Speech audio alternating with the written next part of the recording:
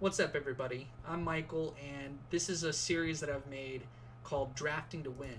And I wanted to just make this so that people can watch a 7-2 run. I had it with an M19 draft on Magic Arena, and there was, I think, the most important part of the reason I went 7 wins here was because of the draft selection and identifying really, really early on that it looked like I was going to be a mid-range deck, but more on the aggressive side of it. So I ended up taking, it was red and white with 4 Rustwing Falcons and Inspiring Charge. I think it's Inspired Charge. It's the one that costs 4 mana. It's an instant. Gives your creatures +2/+1. And I got some wins off of just using that in the last turn of the game to surprise the opponent down. And so we did lots of reading our opponent. We did lots of playing for the win. Like, we weren't playing for value, and there was a lot of instances where it looked really bad that we trust the deck, we know how it operates. Let's almost like give it trust at the top of the deck, and then we're going to find an out. So it's finding that last piece of removal, or I think in one instance I drew in a Johnny at a perfect time, and I used that to identify that I can play the long game and sort of wait. And even though the deck's not designed to do that, I ended up doing a waiting game, playing for value, because I've got a Planeswalker on the field. But yeah, it's easy. This was a very easy deck to pilot. So there wasn't tons of decision making, but there was reading how we were going to get our wins. And that came with the first couple minutes of this video that you're going to see, which I've included the draft. And so you can pause it and see if you would have made the same decisions. And then you could see me build the deck. And then we go in and I show you all the games. So I hope you enjoy this type of content. Leave me a comment below, ask questions, or show me something I did wrong, and I'm open to feedback of any sort. So I hope you guys have enjoyed the other 3 videos in this series, and enjoy this video because it was a good run. So thanks.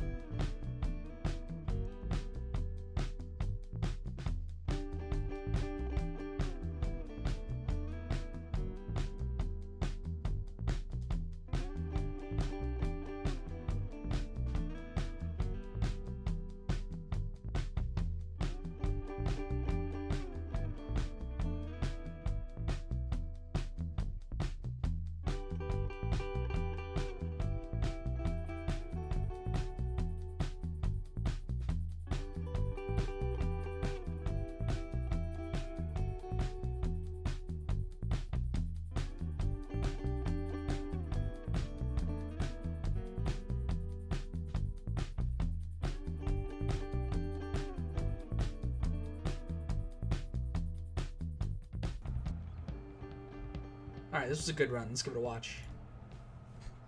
Alright, good opening 7 cards. And I know that the deck that I drafted is going to be kind of aggro. It's a mid-range aggro deck with some top end that's pretty good. But really, there's going to be many points in this game where it's the right move to use Inspired Charge to win the game for almost exact lethal. So here, opening up, this is kind of interesting play. I could have shocked his Highland game right now, but I chose not to because I know that turn 3, I'm going to be playing the Militia Bugler, and then that blocks whatever his 2-1. So in terms of board control, I don't need to use my shock here. I thought about it, decided against it.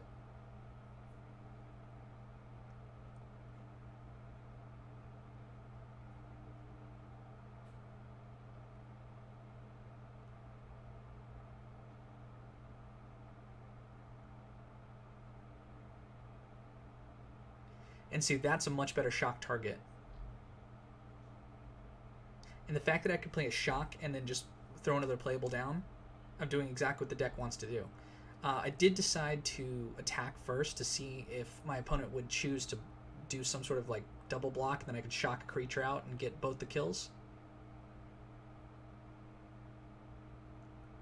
It's also just kind of a test. You're just reading your opponent, right? Like, if I attack with my 2-3, what would my opponent do? Are they blocking? Because then it gives you a read that maybe indicates that they have a follow-up, or maybe they don't have a follow-up based on what their actions are.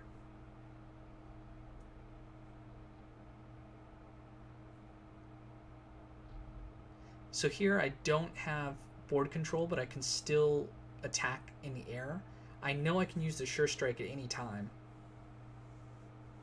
So I guess in a certain way, with my hidden information, I do have board control.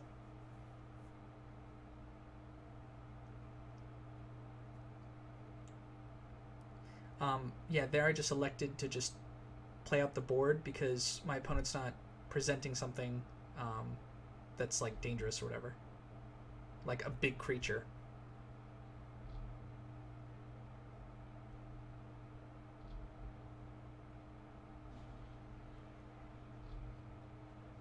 I think that was a mistake from my opponent, just attacking with the 2-1. I don't see any positive upside. Here it's a good idea to attack first, so then if I need to use their Sure Strike, this would be the time to do it before playing the Ajanis.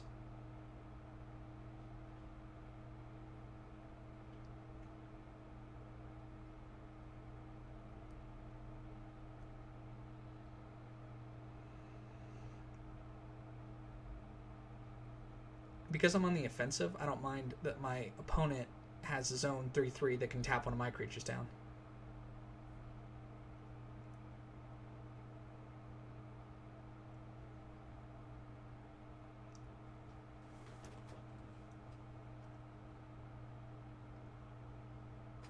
Alright, removal's no problem, because we know that with the 1/1 flyers that we can get in for the rest of the damage with that and Inspiring Charge.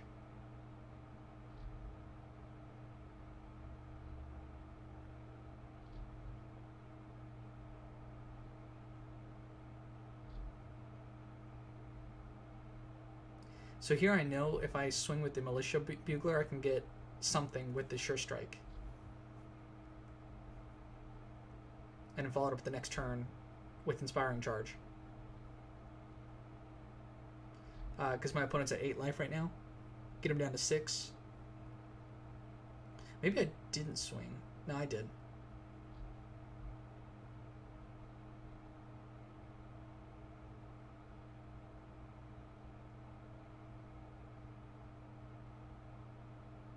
Yep. Easy Sure Strike. And we've got the rest of the game.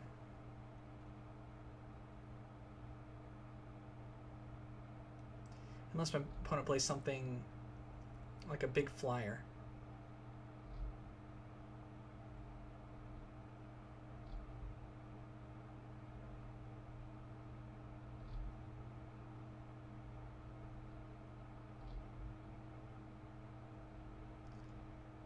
Yeah, Inspiring Charge hit for exact lethal.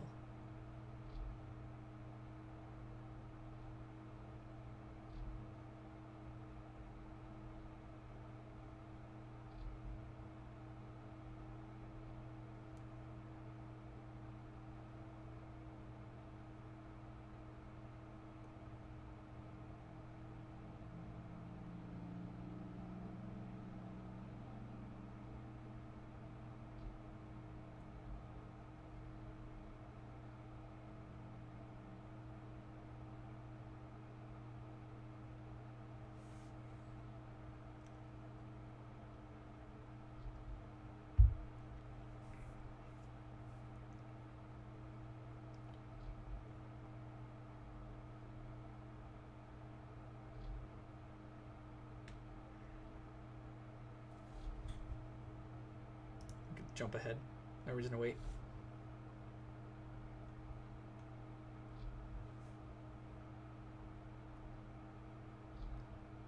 Okay, here when we first start out, I'm seeing that my opponent's playing like sort of on my game plan, like small evasive creatures. Well, you know, with the flyer. I wasn't too worried at this point.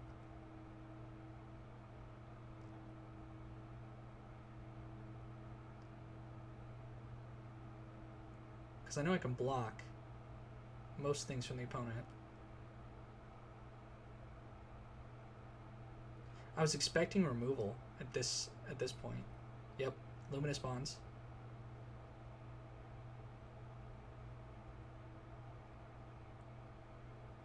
You know, at this point though, the opponent has played out pretty much everything they've got, and what I have in my hand can deal with just about all that.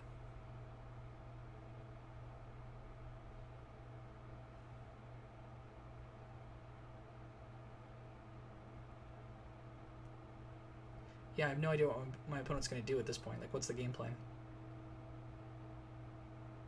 Just kind of like low power cards, I think.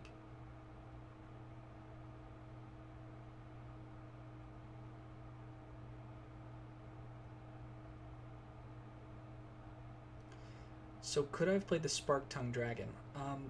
I thought that I wanted to get that payoff for Spark Tongue Dragon, because then that card becomes a 2-for-1.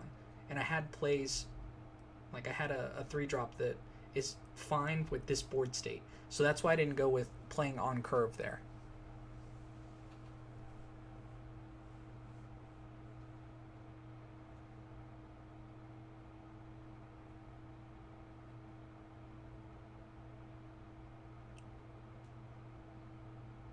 I decided to put it on the Menace. You've got a big guy with Menace, even though it doesn't benefit me this turn, because it's the better one for the creature. Also, I'm sort of trying to bait out removal. Like, I would love it if my opponent used removal, because I would slam down the Spark Tongue Dragon, knowing that it would go uncontested, unless my opponent were to happen to draw another piece of removal, but that wouldn't be very likely. So we're playing to all our outs. Here, I suppose I could have even swung with the Volley Veteran, but I knew that I didn't want my opponent to block with the 2-3 and then get ahead on board with something different.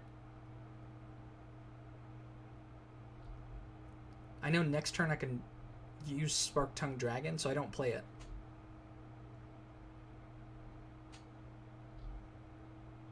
Yeah, so if I was going to swing with the Volley Veteran this turn, I probably could have swung with that creature last turn. Because I'm identifying that I'm on the...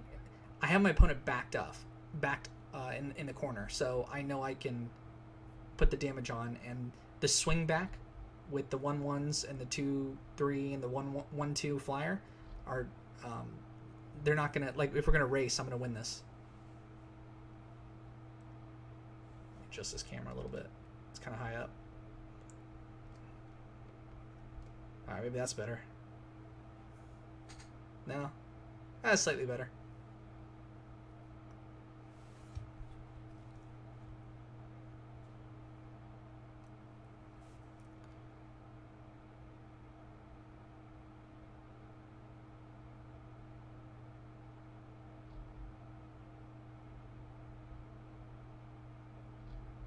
Yep.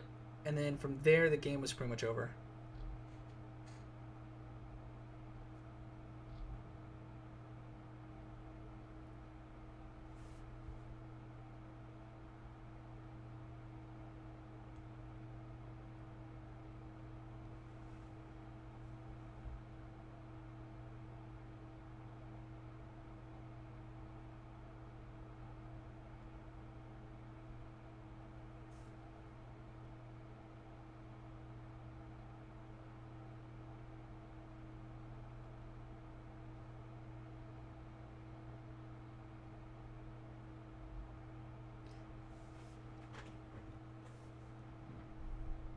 All right. Game number 3.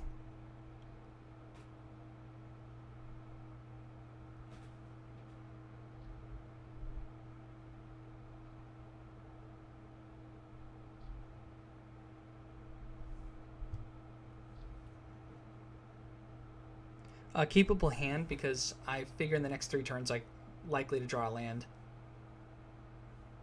Get the Pegasus Courier out.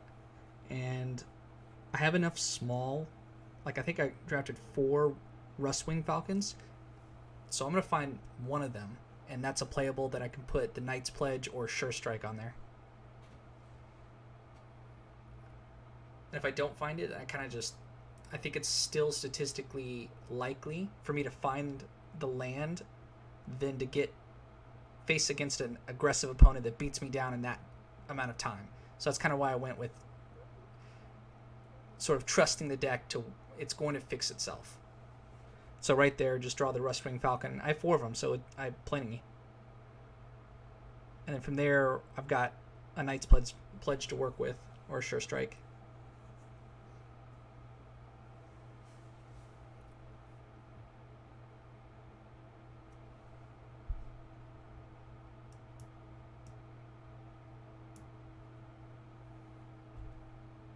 Gutter Snipe. That was kind of interesting.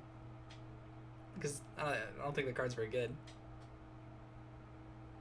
So the fact that someone drafted it, kind of surprising. We'll see what the opponent plays.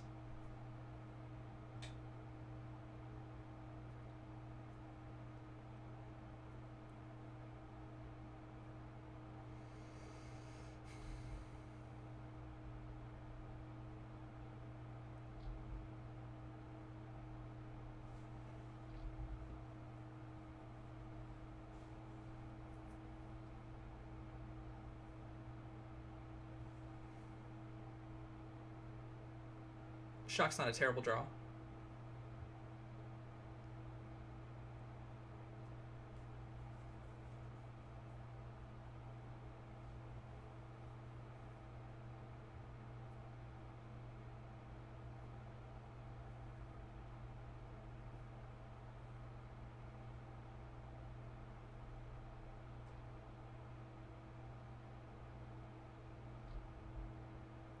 You know, I probably should have played the Knight's Pledge there.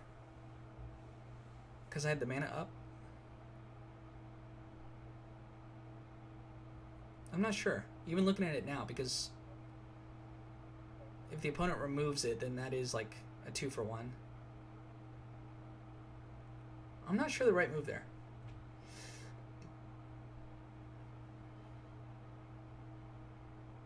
I think during in-game, I thought that was a mistake at the time. I was like, oh, I should have used the Knight's Pledge.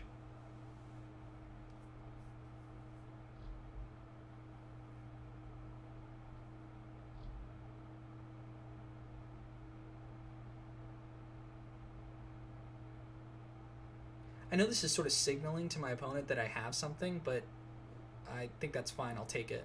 Opponent takes the bait.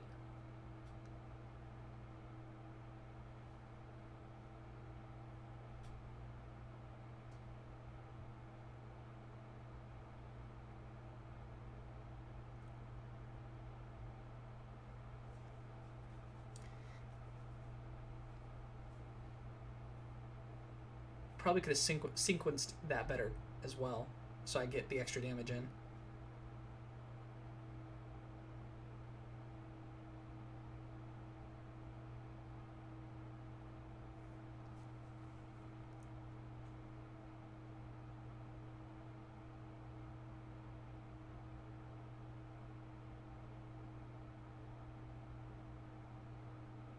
And then Johnny was a great draw. Especially with this board state.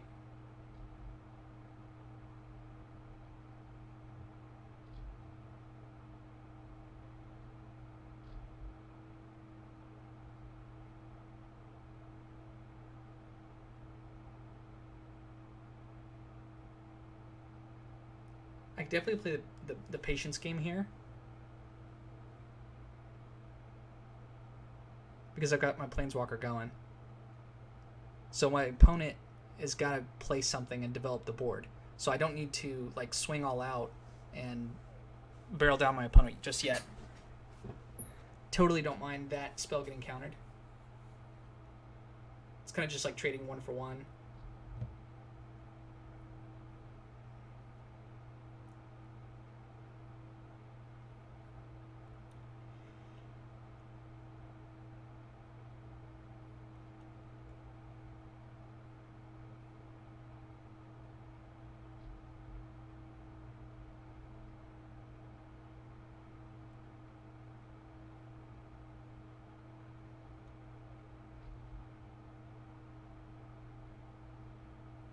Okay.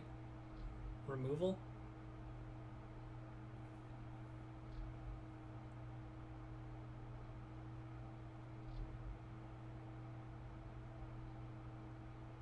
I did get lucky there by being able to find lethal, because I was getting down pretty close. I don't know if there's anything in this format that allows 6 damage to the face, but I found my lethal. So just in terms of racing, I think there was a combination of really good draws on my part, the reason I won that, and then just getting lucky at the end.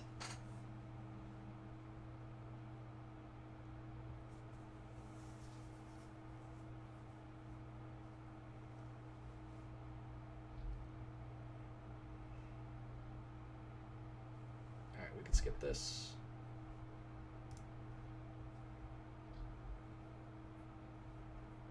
Alright, I think that hand is keepable.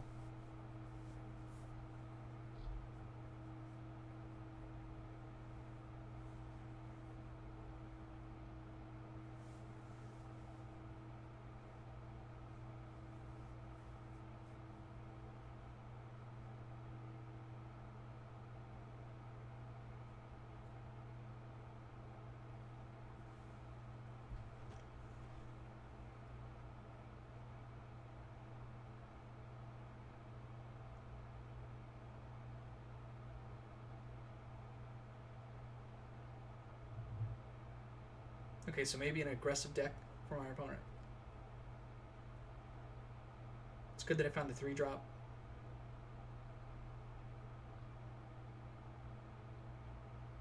And found something. Militia Bugler is like such a good card in this situation because I've got the 2/3 up, so board control based on what my opponent currently has, and it drew us a card. And just a 2/3 is a solid body in the early game.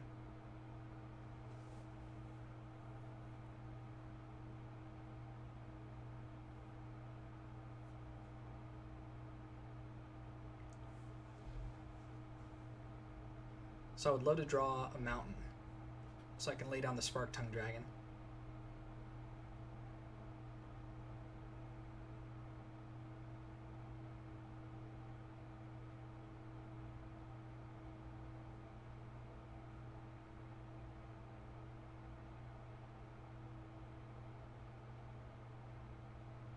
That's too bad, but honestly, the swing back is not going to be that bad. So I think I had just swung all out here. I'm doing a significant amount of damage, like, each turn.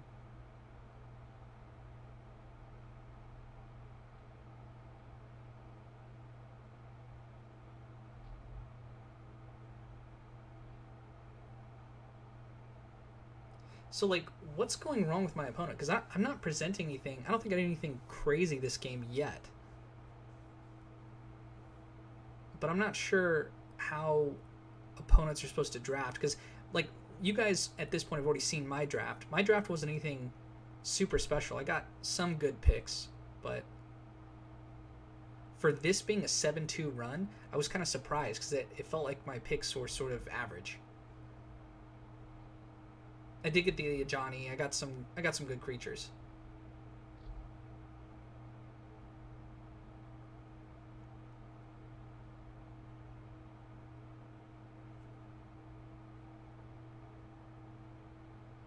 I think that's GG. 3, 4, 5, 6, 7, 8, 9. Now we're 1 off lethal. No problem.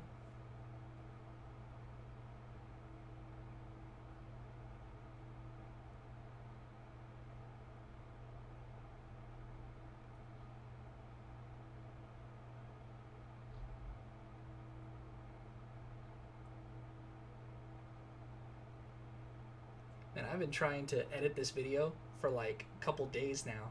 I first started to, like, I actually edited this one because I think viewers would find it interesting to watch good runs like this. So I record the games, but then would it be interesting to see the draft? But then that's also too long and people can click through it. So I edited each of my drafts, and it's gonna be real quick that people can zoom through or click past.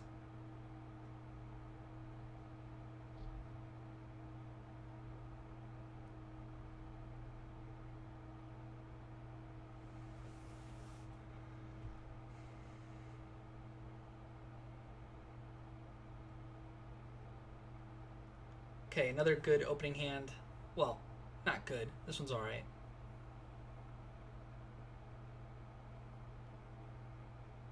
Almost always have a Rustwing Falcon, turn 1. And that's the thing I say in all my other videos, guys. If you want to get good at drafting, drafting to win, then I would recommend using draftsim.com for your card picks, or any card pick thing. Just have it on your second monitor, or refer to it in your first couple picks. I always recommend that. That's what I use. That way it takes out my, like, oh, wouldn't it be cool, or my decision making is, I can compare it to something, and then I can get a benchmark to, okay, they've rated that card really highly. I'm going to not take it in this situation because I want to go down a different road, but at least I knew that that card was suggested or recommended. So I use the program because I'm here to try to win as much as possible. And then also Arena Tutor, which is like the downloadable program that you could see. It's this one right there. If I clicked on that in-game. That one helps you with choice recommendations during the draft.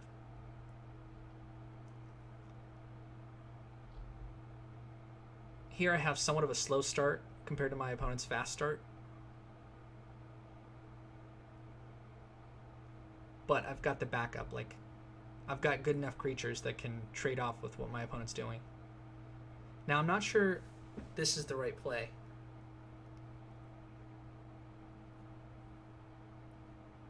Why did I go with that over the Siegebreaker Giant? I think because I didn't want to trade the Siegebreaker Giant with the Boar. Didn't feel like a good trade for me. So if we're going to play the racing game where we're kind of ignoring each other and swinging past each other, then I want to get my flyer that gets me life. I think that was my mindset there. Whereas the Siegebreaker Giant isn't a good attacking creature on this board with the Boar up. And I don't want to lose that card to his Boar. His Boar's already been on the field, gotten him value for a couple turns just by being there. Or 2 turns or whatever. So unfortunately I had to block it. But really it's just like a card for a card.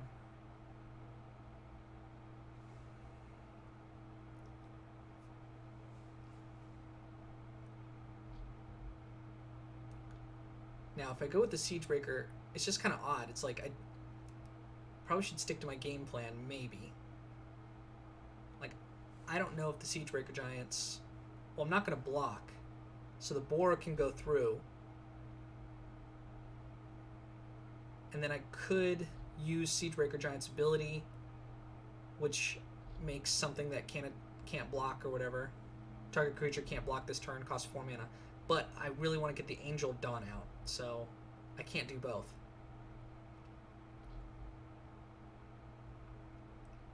I was actually not too upset to see the Colossal Dreadmaw because I've got a 6-power creature.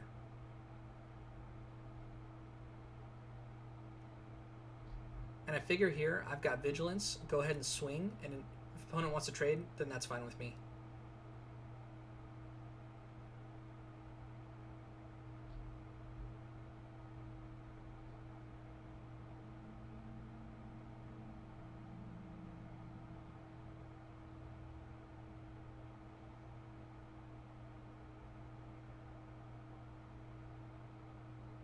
I don't know why the video's stuttering. Sort of concerning. I don't know what to do about it.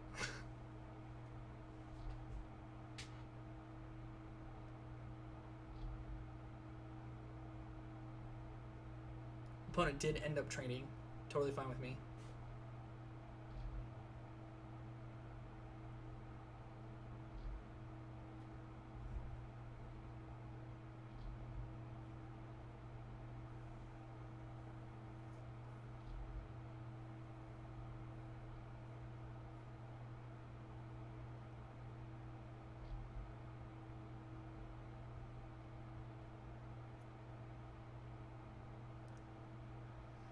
So here I was definitely worried. I was like, what am I going to do here?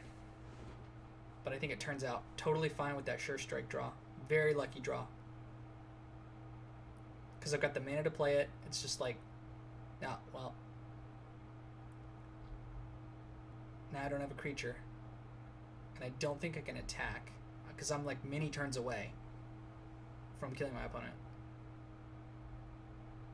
So here, I love the setup of this because my opponent's going to swing with the Boar, and it looks like this is a desperation move from me. Now, it was weird. I should have, if it really was a desperation move, I'd be defending with the 1-2, but opponent doesn't know that and has to play into it. Immediately we get like a lot of advantage here, unless my opponent has like 2 creatures that one of them has reach or something.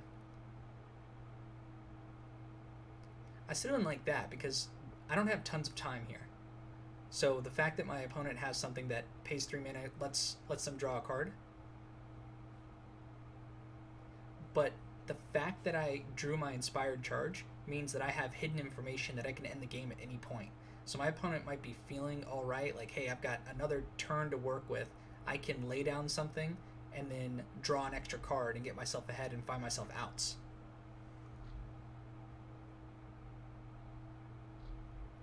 And here, rough spot for the opponent because they're just playing what's in their hand, but it's just nothing with reach, nothing with removal. Oh, they still got to draw a card, so they got to play everything and draw a card. So that was a really good turn. That's about as best as you can do in this situation from my opponent. But I ended up with the win. Inspired Charge was awesome. It was an awesome addition to this deck. It got me, I think you've seen, 2 wins already. A lot of times I see opposing players or friends that I draft with and stuff, and they'll put too many of those Inspiring Charge cards in. 1 is okay. Maybe not even 1. Only 1 with certain decks. And then stuff like Combat Tricks with Sure Strike and other cards like that. 1 or 2. I don't even think 2. I think 2 is too many. And then removal, you want as many removal as possible, but using cards that Combat Tricks are not removal. People think it's removal. No, because it takes something to activate that. And it's much better to have a single card that kills off one of their cards and hopefully generates you value, as opposed to having a Sure Strike, because then you have to have board presence. They have to be swinging a certain way. You have to be defending, so you probably can't attack with your creature. There's a lot of reasons why, but you can see the upsides of both those types of cards being used in this game to get a lot of wins.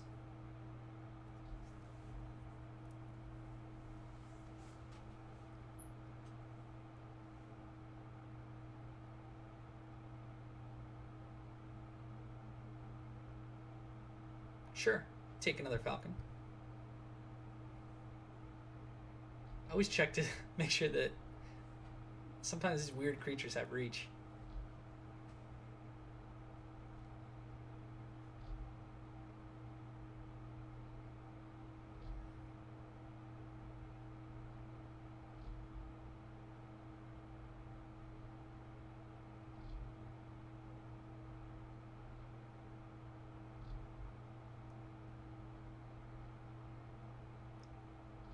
Volley Veteran turned out to be quite a good creature. It's just the fact it's a 4/2 body is not great stats, but they're fine. And then it just removes something almost every time I played it.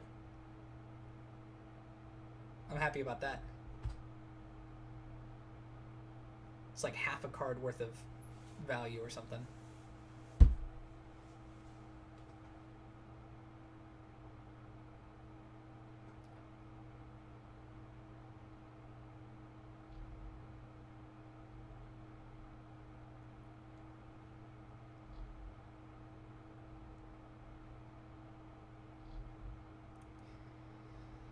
Now, why did I play that if I was thinking about attacking? Because maybe I wasn't thinking about attacking. So then I probably just should have kept the Star Crown Stag in my hand.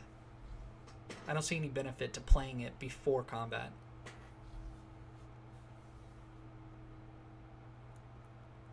And the fact my opponent double blocked, I think I was totally okay with.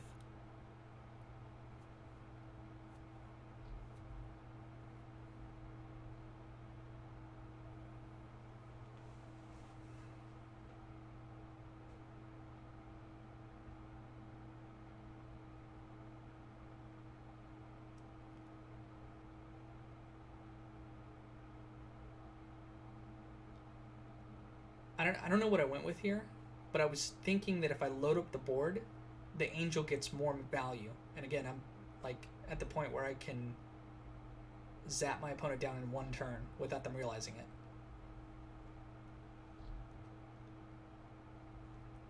Yeah, so my opponent thinks 11 life, nothing on board is crazy, definitely have probably 2 more turns to stay alive and find something to get them out.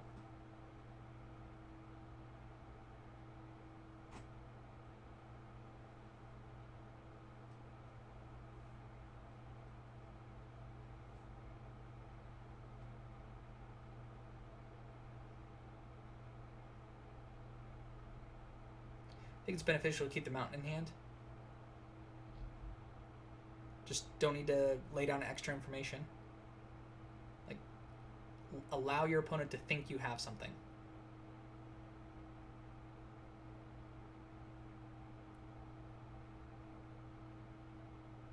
Okay, 1 point of damage off. Let the opponent try to figure out a way out of this. Yeah. Unless they have board clear, I really don't think there was an out there. Alright, kept this hand. Anytime I see a bugler in hand and the mana to play it, I'm always real happy. The fact that I drew a shock is just like, it's like icing on this cake.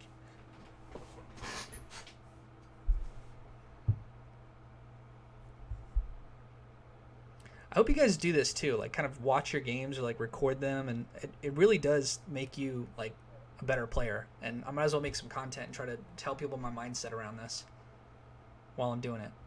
I did elect to shock the 2-1 with lifelink. Lifelink can get real annoying. I'm trying to zap my opponent down, as you guys can see. I don't need them gaining like an extra 8 life or whatever. So definitely worth shocking it there. I don't care about the damage to me. Oh yeah, this guy's deck was sort of annoying to deal with. Identified here that should I even have shocked that? Because it's just a 1-1. So maybe I didn't need to if I was going to play the bugler. Something I'm thinking about now. Just hold the shock up.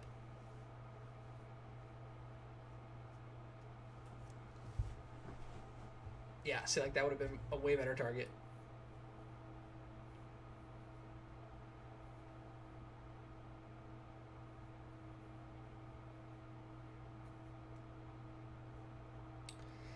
Mistake to attack there.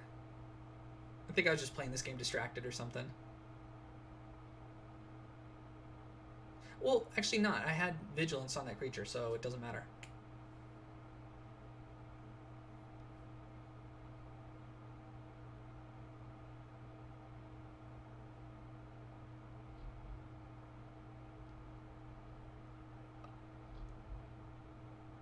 This puts me in a tough spot.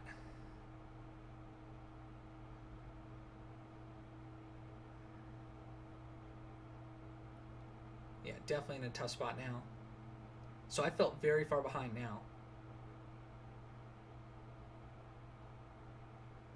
I pretty much need to draw removal, and I do there, and then I need to draw a threat, and then I need to barrel them down and somehow make Inspiring Charge not just a dead card in hand. But the good part is my opponent doesn't really have anything either. So if we're both pulling off the top of the deck, I like those situations because I chose my cards, and I'm better at choosing cards than most people out there. Like, I find I get advantages based on card choices and the decisions in game. That's just evidenced by the fact you go 7-2, but it's also because I use other programs to help me in my choices. It doesn't come from me. It comes from just like the help of other people. So it looks real bad here. I don't see any way out of this. In fact, this might be a game I lose. I don't remember. But I know I went 7-2 in this run.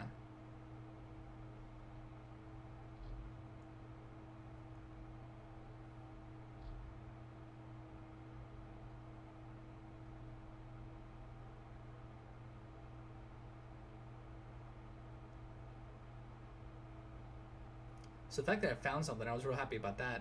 But it still doesn't look good.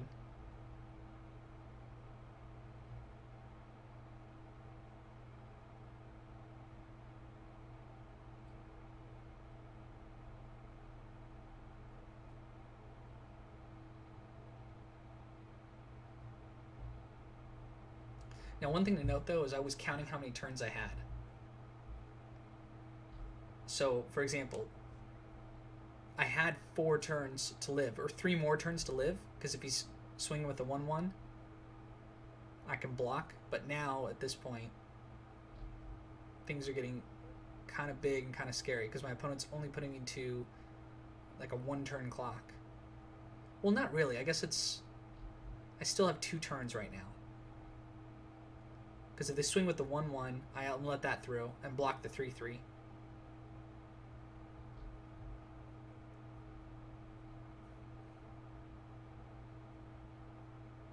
I can't attack.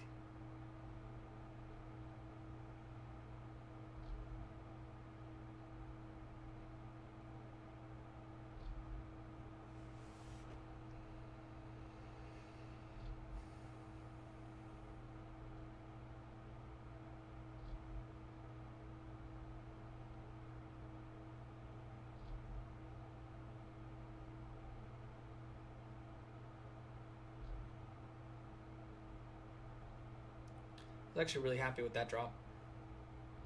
Allows me to swing with the 4-2. I might have actually stolen this game. I think I remember this one. I think I end up winning this, which is crazy. Get me down to 2 life.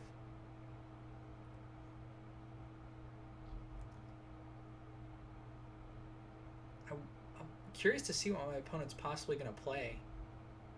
I don't remember the outcome of this game.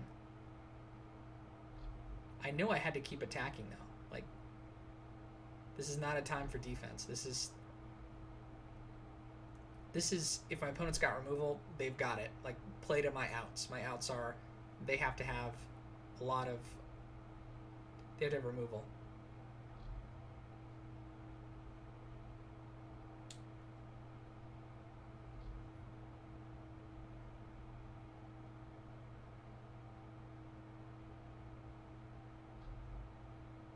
Yeah, and I did make the decision to just tap down the 4-4.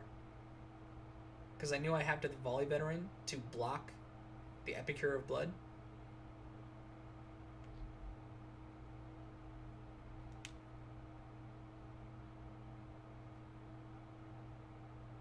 I really like having to think about which creatures I choose to attack or not. That's a different mechanic than in Hearthstone. Hearthstone combat works a little bit differently. But I like in Magic when they set you up with those types of situations. Ah, that's too bad. I got hopeful there for a second. I thought, I was like, did I actually win this? Let's see how. But I got everyone's hopes up. Hopes up. Now, I am at 6 wins here. I know how the next game goes.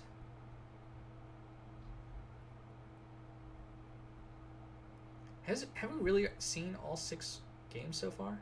That's crazy. Feels like this episode went really fast. I feel like I wasn't as talkative for this episode too. Looking back on the other drafting to win, I made like 3 other videos in this sort of series that I want to watch really good runs that have something to talk about, and then go through my decision making in efforts not to show off anything. I don't care about like the fact that I win. I care about like trying to help other people and getting that, like, hey, that's kind of cool. We're teaching each other. Maybe get community like I love subreddits like MTG Limited or Magic Arena subreddit. I just browse those places and like I want like this to get posted and help out people, and that's why I make these, because it's just fun, and I get something out of learning by watching my replays and then thinking about it. It's almost like putting it on video. I have to justify, because I'm almost talking to an audience here, whoever's watching this, that here's my gameplay, here's a good result that I got, and here was my mindset going through. And I don't think it's fun to choose like only the games that I went 7-2 from really good cards. I don't think that's as enjoyable, because that's kind of explains itself, you know?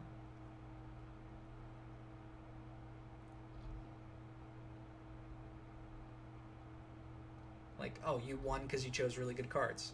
Yeah, but I think the Orzhov run from 2 episodes ago was sort of like that, but there was still a lot.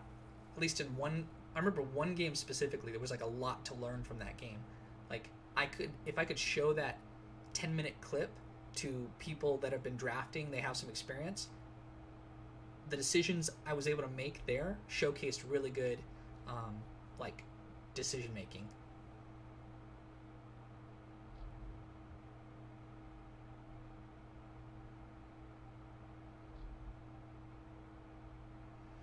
Yeah, I do remember this game. My opponent just had crazy value. I felt like I had to kill off the 1/1, and I know it generates a 2/2 zombie, but like we gotta get it going. The fact that my opponent had removal there, and 2/2s are really good for them because I don't have favorable blocks here. And that's not a draw I want to see at this point. Inspired charge.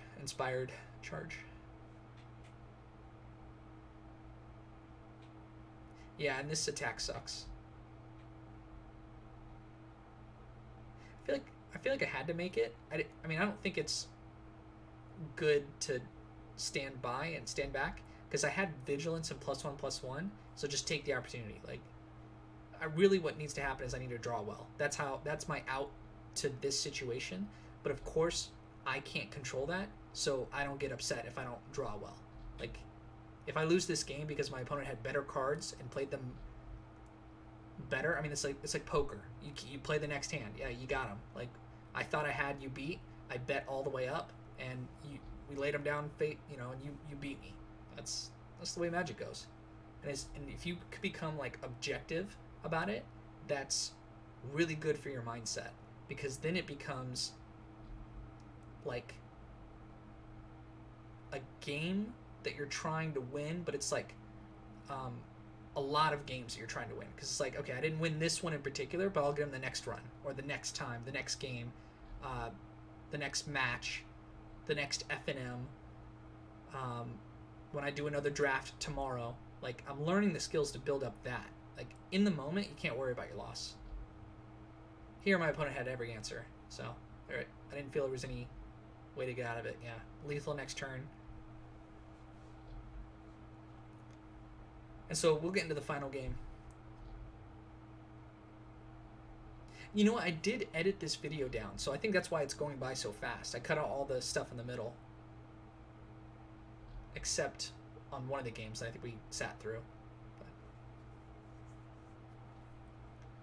I kind of get warmed up for all this content. I feel like my best things I'm saying come 30 or 40 minutes into the video, and just I know how YouTube works. Like, statistically, people are gonna click on the video, watch maybe 3 minutes, and then dip. I mean, that's how I consume content on YouTube. But it's kind of funny because I think it gets better the more you go in. So, and if anyone's watching to this far, you might see that I have movies up on. Well, we have a show talking about movies with me and Corey.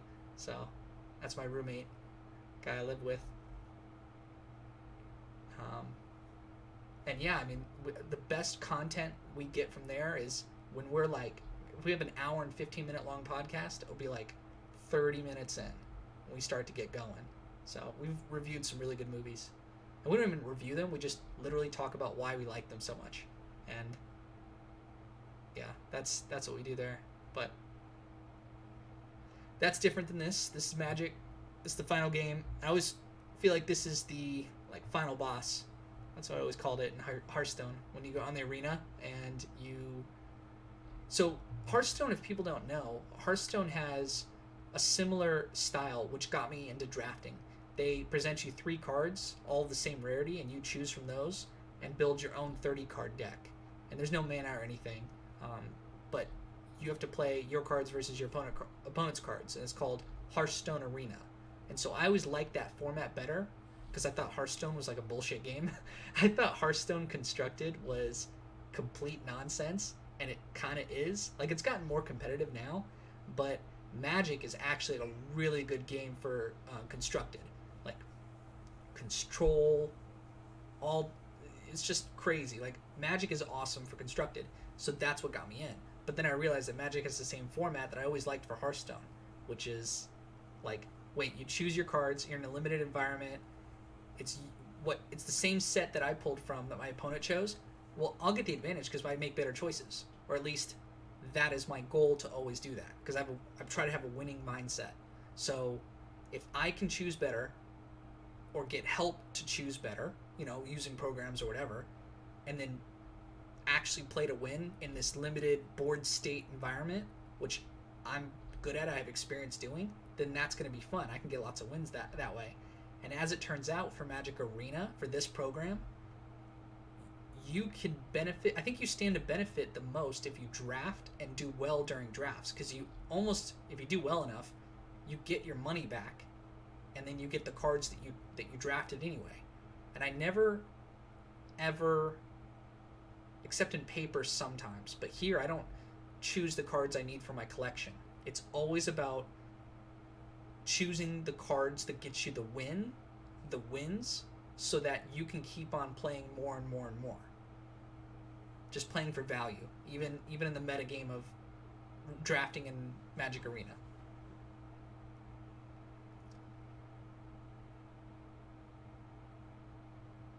So again, my opponent has a pretty good deck so far, and they're all going to have good decks at this point when you're 6 wins trying to get that 7th. These are always my favorite games. The level of play is like much more. It's much higher quality.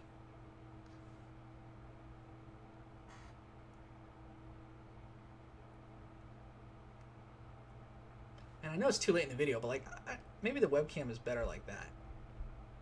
A special treat for you guys that stayed till the end. All right, do I feel like I'm looking good here? I know that it looks like a race, and I have Inspiring Charge and Shock, so I've got damage in my hand. I'm really scared about removal here, but I must have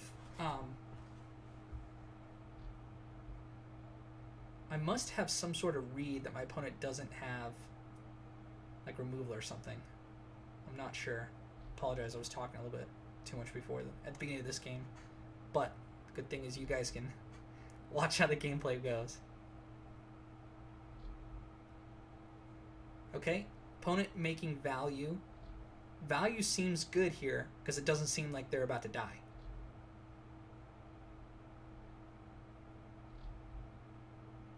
So I love this. Opponent said good game. I play a card they have no idea about. Of course, good game. To me that was hilarious. I don't know if my opponent was like shit talking or not, but it felt good to give him a good game right back after killing him. So, all right, yeah, that's the run. Let's see what the prizes are. I always include these in the video. I'm not sure if people care. I mean, you've already clicked away if you don't care, but yeah, let's see what we got. Now it's funny that I'll draft anything, but the fact this is a core set, none of this is standard legal, and I don't play a ton of historic, so it's kind of like I got all the wins for almost nothing, but it's fun to draft and it's fun to make content around it. So that's why I recorded the games and I had a good run, so that always feels good. All right, everyone. Thank you for watching, and I'll still make this content if you guys like it. If you guys had questions, I encourage anyone to like leave a comment, interact. I will talk back. We can get like send me an image of like what would you choose, or I don't know, just fun stuff. Like if you guys, I make this so that we can like generate some views or some content around it and some community and other like-minded people. So, all right, thanks for watching. Okay.